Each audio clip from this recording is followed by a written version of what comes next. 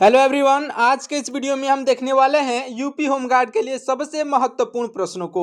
आज का ये वीडियो आपके लिए बहुत ही इंपॉर्टेंट होने वाला है, क्योंकि आज के इस वीडियो में हम देखने वाले हैं सबसे जो है आपके एग्जाम में जो बार बार क्वेश्चंस पूछे जाते हैं, आपके एग्जाम में आने की जिनकी संभावनाएं हैं, उन सभी महत्वपूर्ण प्रश्नों को आज की इस वीडियो में देखेंगे। तो इस वीडियो को पूरा अंत तक जो है देखिएगा और लास्ट तक देखते हुए आप लास्ट में कमेंट करके लास्ट वाले प्रश्न का जो है आप उत्तर दीजिएगा। लास्ट में आपको एक प्रश्न मैं आपके लिए रखूंगा, तो उसका उत्तर भी जरूर से दीजिएगा। चलिए स्टार्ट करते हैं। देखिए, हमारा पहला प्रश्न हो जाएगा कि भारत का नेपोलियन किसे कहा जाता है। भारत का नेपोलियन साथियों यह कहे जाते हैं समुद्रगुप्त, यानी कि ऑप्शन नंबर का बी समुद्रगुप्त इस क्वेश्चन के राइट आंसर हो जाएंगे, याद रखिएगा। अगला प्रश्न क्या है हमारा, ध्यान से देखिए। अगला प्रश्न है कि जय जवान जय किसान का नारा जो है किसने दिया था। साथियों, जय जवान जय किसान का नारा लाल बहादुर शास्त्री ने दिया था। ऑप्शन नंबर का सी जो है राइट आंसर हो जाएंगे। अगला प्रश्न क्या है हमारा कि सन 2011 की जनगणना के अनुसार उत्तर प्रदेश का लिंगानुपात कितना है। साथियों, सन 2011 की जनगणना के अनुसार जो है उत्तर प्रदेश का लिंगानुपात 912 है, जो कि आपका ऑप्शन नंबर डी पर दिया गया है। 912 आपका राइट आंसर हो जाएगा। अगला प्रश्न है हमारा कि उत्तर प्रदेश का राजकीय पक्षी कौन सी है। साथियों, उत्तर प्रदेश का राजकीय पक्षी जो है साथियों सारस है। कौन सी है? ऑप्शन नंबर का सी सारस आपका राइट आंसर हो जाएगा। ये जो है सभी लोगों को याद होना चाहिए, क्योंकि आप उत्तर प्रदेश में रह करके और उत्तर प्रदेश के राजकीय पक्षी को का नाम जो है आपको याद होना ही चाहिए। अगला प्रश्न है हमारा मोहनजोदड़ो का जो है मोहनजोदड़ो का शाब्दिक अर्थ क्या है। साथियों देखिए, मोहनजोदड़ो का जो है शाब्दिक अर्थ यानी कि इसका जो शाब्दिक अर्थ है मृतकों का टीला, यानी कि ऑप्शन नंबर का बी जो दिया गया है मृतकों का टीला राइट आंसर हो जाएगा। अगला प्रश्न क्या है कि सबसे प्राचीन वेद कौन सा है। साथियों, सबसे प्राचीन वेद जो है यह ऋग्वेद है, जो कि आपका ऑप्शन नंबर ए पर दिया गया है। ऋग्वेद आपका राइट आंसर हो जाएगा। अगला प्रश्न है हमारा कि गौतम बुद्ध को ज्ञान की प्राप्ति कहाँ हुई थी। देखिए, गौतम बुद्ध को ज्ञान की प्राप्ति जो हुई थी साथियों बोध गया में हुई थी। ऑप्शन नंबर का जो है सी बोध गया आपका राइट आंसर हो जाएगा। अगला प्रश्न है हमारा मौर्य वंश की स्थापना किसने की थी। देखिए साथियों, मौर्य वंश की स्थापना जो है यह करने वाले हो जाएंगे ऑप्शन नंबर का सी, यानी कि चंद्रगुप्त मौर्य ने मौर्य वंश की स्थापना की थी। ऑप्शन नंबर सी पर दिए गए हैं, राइट आंसर हो जाएंगे।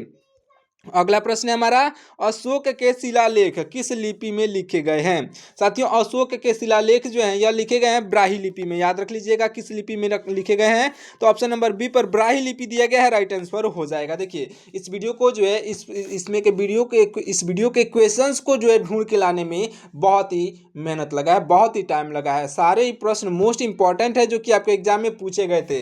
यूपी होमगार्ड के एग्जाम में जो कई बार पूछे जा रहे हैं, लगातार आपके पिछले सालों में जो क्वेश्चन पूछे जा रहे हैं वही प्रश्न है। तो इसलिए इस वीडियो को एक लाइक जरूर से कर दीजिएगा। अगर आपको ये वीडियो पसंद आई हो तो एक लाइक जो है जरूर से कर दीजिएगा। देखिए, अगला प्रश्न क्या है कि भारत की पहली महिला शासिका कौन थी।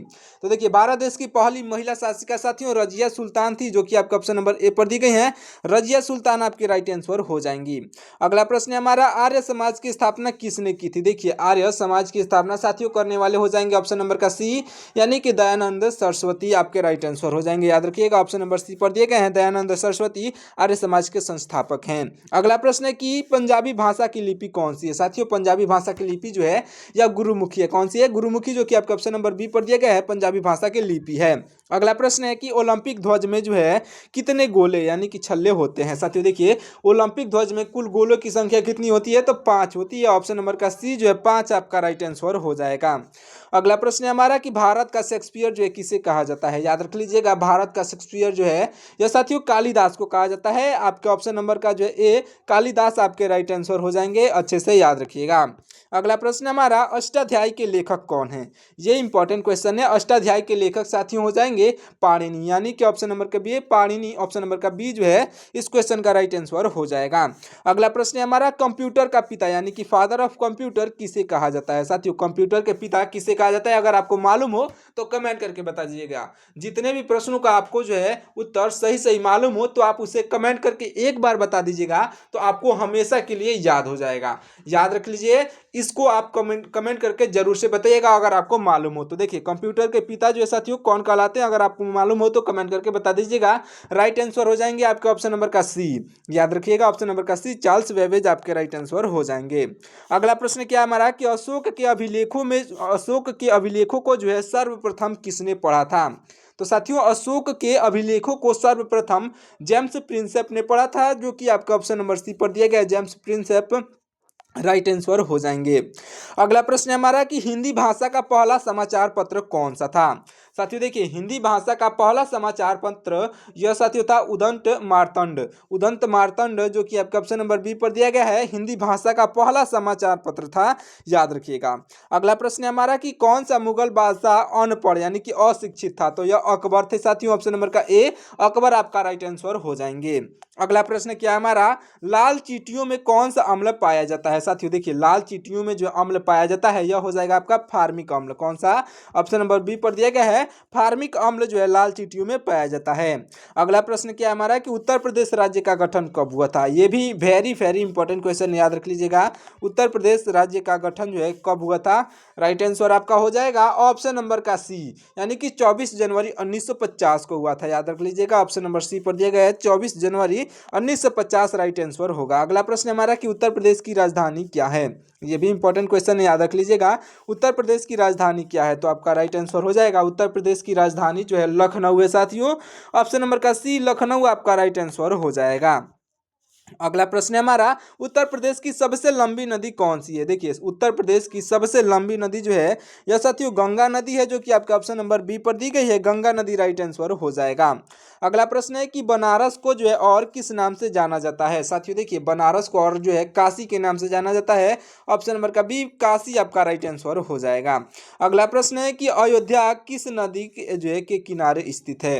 ये भी वेरी वेरी इंपॉर्टेंट क्वेश्चन है, याद रख लीजिएगा। अयोध्या, क्योंकि अयोध्या जो उत्तर प्रदेश में पड़ता है, इसलिए जो है ये क्वेश्चन आपके लिए यूपी होमगार्ड के लिए सबसे महत्वपूर्ण है। तो देखिए, अयोध्या जो है यह किस नदी के किनारे स्थित है, राइट आंसर हो जाएगा ऑप्शन नंबर का बी, ऑप्शन नंबर का सी, यानी कि सरयू नदी के किनारे साथियों। ऑप्शन नंबर का सी सरयू नदी आपका राइट आंसर हो जाएगा। अगला प्रश्न है कि उत्तर प्रदेश में कुल कितने जिले हैं। उत्तर प्रदेश में साथियों कुल जिलों की संख्या 75 है, आपका ऑप्शन नंबर सी पर 75 दिया गया है, राइट आंसर हो जाएगा। आप इन 75 जिलों में से इस वीडियो को कहां से देख रहे हैं, आप कमेंट करके बताइएगा। उत्तर प्रदेश के किस जिले से जो है इस वीडियो को आप देख रहे हैं, कमेंट करके जरूर से बताइएगा। अगला प्रश्न क्या हमारा, उत्तर प्रदेश की, देखिए उत्तर प्रदेश की जो है राजकीय भाषा क्या है। तो उत्तर प्रदेश की राजकीय भाषा जो है साथियों यह हिंदी है। कौन सी भाषा है, तो उत्तर प्रदेश की राजकीय भाषा तो हिंदी है, लेकिन अगला प्रश्न देखिए, उत्तर प्रदेश की दूसरी यानी कि सह राजकीय भाषा कौन सी है। तो इसे भी आप याद रख लीजिएगा, यह जो उर्दू है उत्तर प्रदेश की दूसरी यानी कि सह राजकीय भाषा। अगला प्रश्न है हमारा, उत्तर प्रदेश विधानसभा में जो है कुल कितने सीटें हैं। तो देखिए, उत्तर प्रदेश विधानसभा में साथियों कुल सीटों की संख्या जो है यह उत्तर प्रदेश विधानसभा में कुल सीटों की संख्या साथियों यह 403 है। कितनी है, ऑप्शन नंबर बी पर 403 दिया गया है, राइट आंसर हो जाएगा। अगला प्रश्न क्या है हमारा, ध्यान से देखिएगा। अगला प्रश्न क्या है कि उत्तर प्रदेश का सबसे बड़ा रेलवे जंक्शन कौन सा है। तो उत्तर प्रदेश का सबसे बड़ा रेलवे जंक्शन जो है साथियों यह हो जाएगा आपका ऑप्शन नंबर का सी, यानी कि गोरखपुर जंक्शन, जो कि आपका ऑप्शन नंबर सी पर दिया गया है, गोरखपुर आपका राइट आंसर हो जाएगा। और इस बात को भी अच्छे से याद रख लीजिएगा, जो आपके पूरे भारत में सबसे बड़ा रेलवे जंक्शन जो है यह हुबली है। कौन सा है, हुबली, जो कि आपका ऑप्शन नंबर जो ऑप्शन नंबर में नहीं दिया गया है, लेकिन हुबली पूरे भारत का है। और केवल उत्तर प्रदेश की बात की जाए तो साथियों गोरखपुर आपका राइट आंसर हो जाएगा। अगला प्रश्न है हमारा कि खट्टे फलों में कौन सा अम्ल पाया जाता है। देखिए साथियों, खट्टे फलों में जो है यह साइट्रिक अम्ल पाया जाता है, जो कि आपका ऑप्शन नंबर बी पर दिया गया है, साइट्रिक अम्ल आपका राइट आंसर हो जाएगा। अगला प्रश्न है हमारा, स्वतंत्र भारत के प्रथम भारतीय गवर्नर जनरल कौन थे। स्वतंत्र भारत के प्रथम भारतीय गवर्नर जनरल जो थे यह साथियों सी राजगोपालचारी थे। कौन थे, तो सी राजगोपालचारी आपके ऑप्शन नंबर बी पर दिए गए हैं, राइट आंसर हो जाएंगे। अगला प्रश्न है कि कुतुब मीनार या जो है साथियों कुतुब मीनार जो है कहाँ पर स्थित है। साथियों कुतुब मीनार जो है यह स्थित है दिल्ली में। कहाँ पर, ऑप्शन नंबर बी पर दिया गया है, दिल्ली आपका राइट आंसर हो जाएगा। अगला प्रश्न है कि चार मीनार कहाँ पर स्थित है। इसमें से आपके एक क्वेश्चन से देखने को मिल जाएगा आपके किसी न किसी शिफ्ट में। देखिए, चार मीनार कहाँ पर स्थित है, तो यह जो स्थित है साथियों हैदराबाद में। कहाँ पर, ऑप्शन नंबर बी पर दिया गया है, हैदराबाद आपका राइट आंसर हो जाएगा। अगला प्रश्न है हमारा कि स्वर्ण मंदिर यानी कि गोल्डन टेम्पल जो है यह कहाँ पर स्थित है। साथियों देखिए, स्वर्ण मंदिर यानी कि गोल्डन टेम्पल जो है यह स्थित है अमृतसर में, जो कि आपका ऑप्शन नंबर सी पर दिया गया है, अमृतसर आपका राइट आंसर हो जाएगा। अगला प्रश्न है हमारा, प्रकाश वर्ष यानी कि लाइट ईयर किसका मात्रक है? देखिए प्रकाश वर्ष जो है लाइट ईयर खगोलीय दूरी का मात्रक है, याद रख लीजिएगा। ऑप्शन नंबर सी पर दिया गया है खगोलीय दूरी, आपका राइट आंसर हो जाएगा। अगला प्रश्न है हमारा, निर्वात में प्रकाश की चाल कितनी होती है? देखिए निर्वात में प्रकाश की चाल जो होती है साथियों 3 × 10 पर जो है 8 किलोमीटर होती है, यानी कि 3 लाख जो है किलोमीटर प्रति सेकंड होती है। देखिए 3 × 10 पर 8 जो है मीटर प्रति सेकंड, यानी कि 3 लाख किलोमीटर जो है प्रति जो है सेकंड, आपका राइट आंसर हो जाएगा। अगला प्रश्न है हमारा, शिक्षा दिवस। देखिए ये जो इंपॉर्टेंट क्वेश्चन है, शिक्षा दिवस कब मनाया जाता है? तो देखिए एजुकेशन डे जो है यह साथियों मनाया जाता है 5 सितंबर को। कब मनाया जाता है? ऑप्शन नंबर बी पर दिया गया है 5 सितंबर, आपका राइट आंसर हो जाएगा। अगला प्रश्न है हमारा, आज़ाद हिंद फौज की स्थापना कहाँ पर हुई थी? ये भी इंपॉर्टेंट क्वेश्चन है। आज़ाद हिंद फौज की स्थापना जो हुई थी साथियों यह सिंगापुर में हुई थी। ऑप्शन नंबर सी पर दिया गया है आज़ाद हिंद फौज की स्थापना किसके द्वारा हुई थी? अगर आपको मालूम हो तो कमेंट करके बताइएगा, अगर आपको मालूम ना हो तो कमेंट करके पूछ लीजिएगा। अगर आपको कोई भी सुझाव भी देना हो तो आप कमेंट करके बेझिझक कह सकते हैं। देखिए अगला प्रश्न क्या हमारा, अगला प्रश्न है कि इंडिया गेट कहाँ पर स्थित है? देखिए इंडिया गेट जो है साथियों यह नई दिल्ली में स्थित है, जो कि आपका ऑप्शन नंबर बी पर दिया गया है नई दिल्ली, आपका राइट आंसर हो जाएगा। अगला प्रश्न है हमारा, गेटवे ऑफ इंडिया। देखिए क्या है प्रश्न कि गेटवे ऑफ इंडिया कहाँ पर स्थित है? साथियों देखिए गेटवे ऑफ इंडिया जो है यह मुंबई में स्थित है, जो कि आपका ऑप्शन नंबर बी पर दिया गया है गेटवे ऑफ इंडिया मुंबई में स्थित है, याद रख लीजिएगा। ऑप्शन नंबर का बी आपका राइट आंसर हो जाएगा।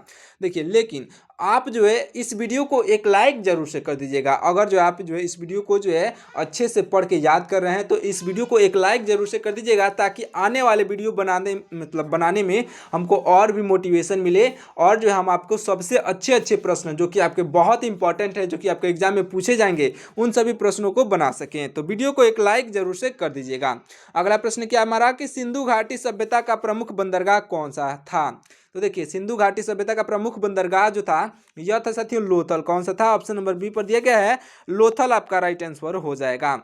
अगला प्रश्न है हमारा, ध्यान से देखिएगा। अगला प्रश्न है कि करो या मरो यानी कि डू और डाई का नारा किसने दिया था? देखिए साथियों करो या मरो यानी कि डू और डाई का नारा जो है यह देने वाले महात्मा गांधी हो जाएंगे, जो कि आपके ऑप्शन नंबर सी पर दिए गए हैं महात्मा गांधी, आपके राइट आंसर हो जाएंगे। अगला प्रश्न है हमारा, विश्व पर्यावरण दिवस। विश्व पर्यावरण दिवस जो है कब मनाया जाता है? साथियों विश्व पर्यावरण दिवस यह मनाया जाता है 5 जून को, याद रख लीजिएगा। ऑप्शन नंबर ए पर दिया गया है 5 जून, आपका राइट आंसर हो जाएगा। अगला प्रश्न है हमारा, राष्ट्रीय खेल दिवस कब मनाया जाता है? राष्ट्रीय खेल दिवस साथियों 29 अगस्त को मनाया जाता है, इसे भी अच्छे से याद रख लीजिएगा। 29 अगस्त आपका ऑप्शन नंबर बी पर दिया गया है। अगला प्रश्न हमारा 46 नंबर का क्वेश्चन है, मारो फिरंगी को यह नारा किसने दिया था? देखिए साथियों मारो फिरंगी को यह नारा जो है यह देने वाले हो जाएंगे मंगल पांडे, याद रख लीजिएगा। ऑप्शन नंबर बी पर मंगल पांडे दिए गए हैं, इस क्वेश्चन के जो है राइट आंसर हो जाएंगे। अगला प्रश्न क्या है हमारा, ध्यान से देखिएगा। अगला प्रश्न है कि इंकलाब जिंदाबाद का नारा किसने दिया था? ये भी इंपॉर्टेंट क्वेश्चन है, इस क्वेश्चन को भी अच्छे से याद रख लीजिएगा। देखिए इंकलाब जिंदाबाद का नारा जो है यह देने वाले हो जाएंगे आपके राइट आंसर ऑप्शन नंबर के बी, यानी कि भगत सिंह जो है इस क्वेश्चन के एकदम सही जवाब मतलब राइट आंसर हो जाएंगे। अगला प्रश्न हमारा, वंदे देखिए वेदों की ओर लौटो। देखिए वेदों की ओर लौटो का नारा किसने दिया था? देखिए साथियों वेदों की ओर लौटो का नारा दयानंद सरस्वती ने दिया था। ऑप्शन नंबर के बी जो है दयानंद सरस्वती, आपके राइट आंसर हो जाएंगे। अगला प्रश्न है हमारा, ध्यान से देखिएगा। अगला प्रश्न है कि पीलिया जो है पीलिया रोग किस अंग को जो है प्रभावित करता है? देखिए ऑप्शन है आपका हृदय, यकृत, गुर्दा या फिर मस्तिष्क। इन चारों ऑप्शन में से किस अंग को जो है प्रभावित करता है?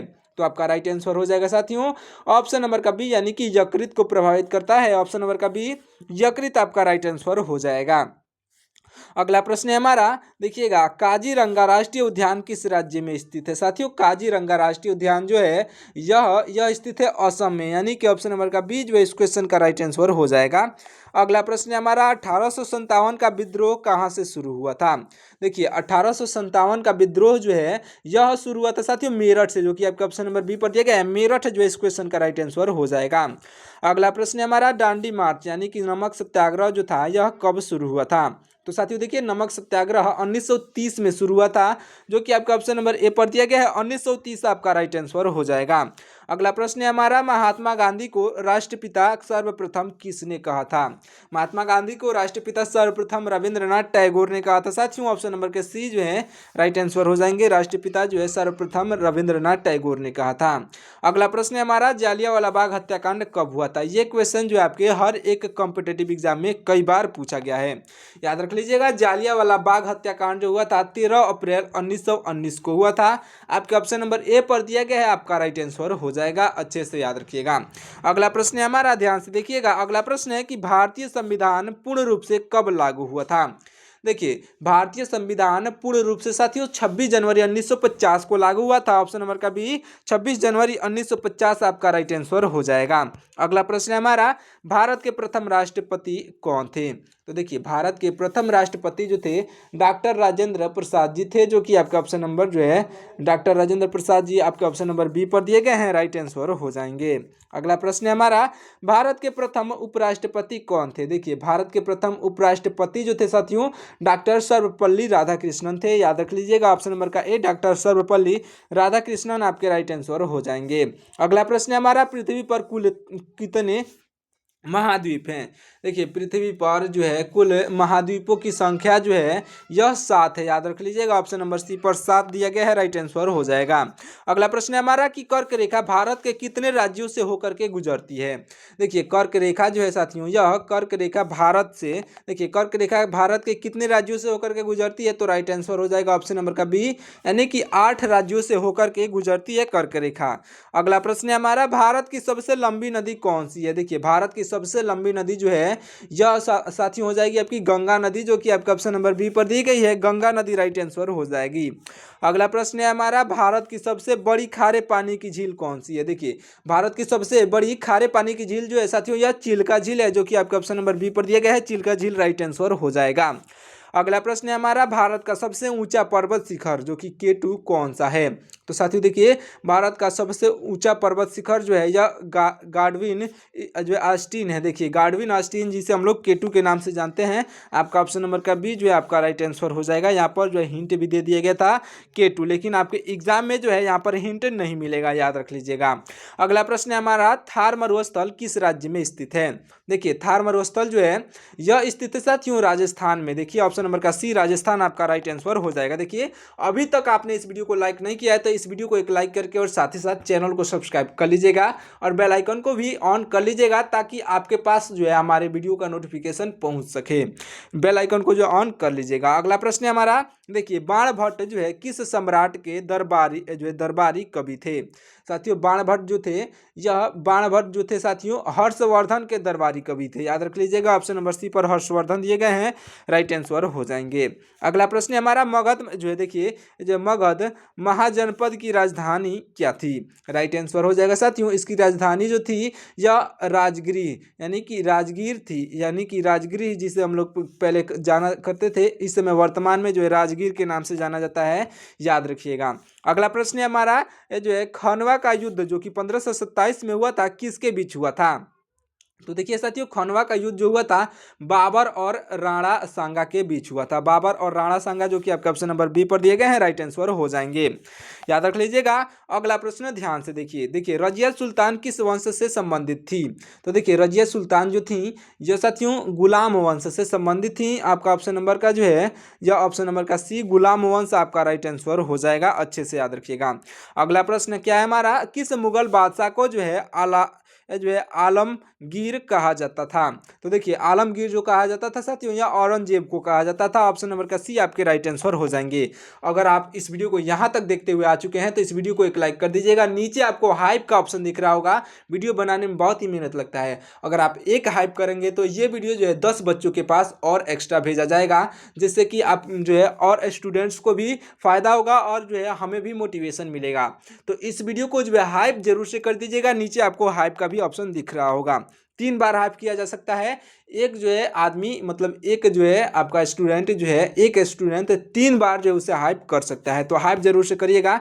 अगला प्रश्न देखिए, अगला प्रश्न है हमारा जो है होम रूल लीग आंदोलन जो है किसने शुरू किया था। राइट आंसर साथी हो जाएंगे होम रूल लीग आंदोलन जो है शुरू करने वाले हो जाएंगे साथियों ऑप्शन नंबर का ए, यानी कि एनी बेसेंट और जो है बाल गंगाधर तिलक। एनी बेसेंट और बाल गंगाधर तिलक जो कि आपका ऑप्शन नंबर ए पर दिए गए हैं, राइट आंसर हो जाएंगे। अगला प्रश्न क्या है हमारा, देखिए इस प्रश्न का राइट आंसर आपको कमेंट करके बताना है। देखिए वेदों की जो है कुल जो है संख्या कितनी है, इस प्रश्न का जो है आप राइट आंसर कमेंट करके बताइएगा। वेदों की कुल संख्या कितनी है, कमेंट करके जरूर से बताइएगा साथियों। वेदों की कुल संख्या कितनी है कमेंट करके बताइएगा। तो चलिए साथियों इस वीडियो को यहीं पे समाप्त करते हैं, मिलते हैं किसी और वीडियो में। तब तक के लिए आप हमारे वीडियो को लाइक करके चैनल को सब्सक्राइब कर लीजिए और लास्ट तक आप देख लीजिए, तो आप लास्ट में कंप्लीटेड कमेंट जरूर से कर दीजिएगा, जिससे कि हमको मालूम चलेगा आपने इस वीडियो को जो है लास्ट तक देखा है, लास्ट तक जो है फाइनल या फिर कंप्लीटेड। आप कमेंट करके जरूर से बताइएगा फाइनल या फिर कंप्लीटेड, कमेंट कर दीजिएगा। मिलता है किसी और वीडियो में, तब तक के लिए आपका बहुत बहुत धन्यवाद।